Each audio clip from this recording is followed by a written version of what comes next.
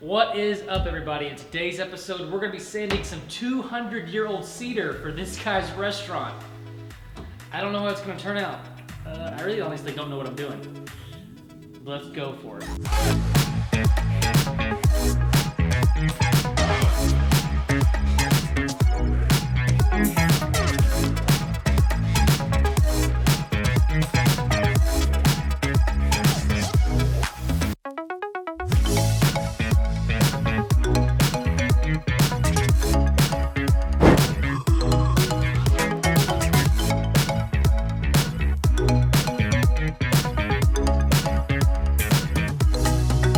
So if you can actually see, this is actually what we're trying to get. So if you see these lines are actually still from the planer that we used when we got these boards flat.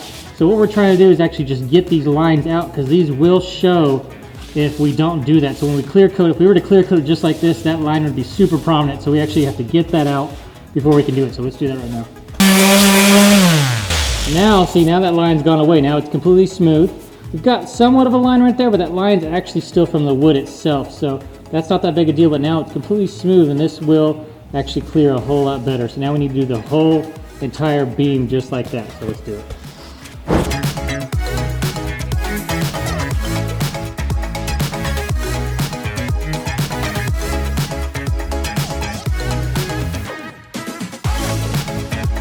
So now that we've got everything sanded down, it's nice and smooth, it's exactly what we need it to be. Now it's a little bit dirty and we need to clean it, so let's do some blow.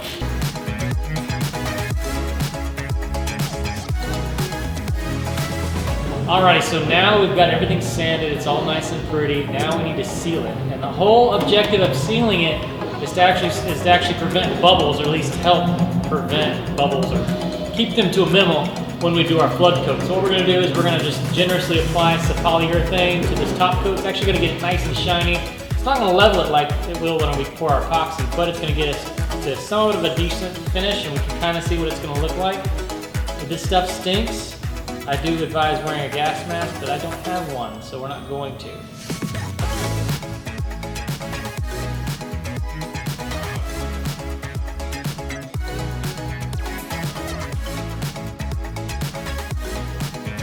Alrighty, so now that we've got this all sealed up, it's still wet, yes, but that's okay. What we're going to do now is actually fill in this with some epoxy. This epoxy is the glaze coat from, I can't pronounce that name. It's actually from Sherwin-Williams. It's a new product. I've actually never really used it before, so we're going to see how this one turns out. I think it should be fine.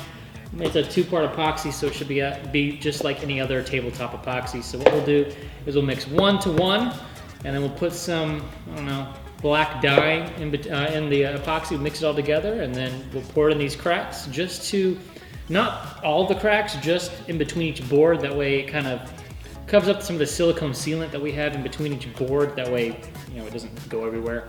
Just to get it kind of coat like all, makes it look like one unit. I guess if that makes sense. So let's do it. So let's mix us up some epoxy, and hopefully we'll stay clean.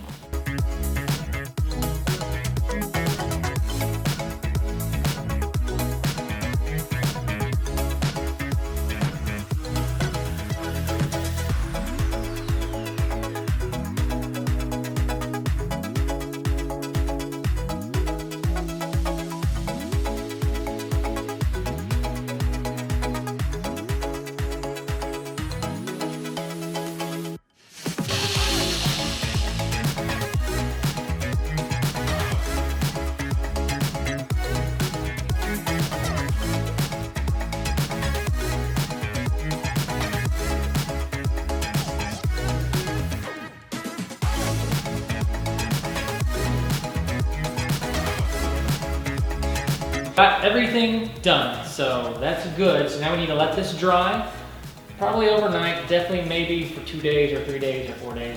Definitely overnight though. Let it dry, let the epoxy settle and sit. We do need to seal it some more, probably with some black caulk, just that way when we do our top coat it doesn't seep through, because right now we've got some epoxy, it's drinking pretty bad, and it's actually seeping down into the cracks in this wood. But that's a problem for another day, and that's it for this episode. So if you like what you see, be sure to hit subscribe on this channel, and let us know what you'd like us to maybe build. Like if you got some suggestions on what you want to see us build or do, let us know. But until next time, keep your wood hard.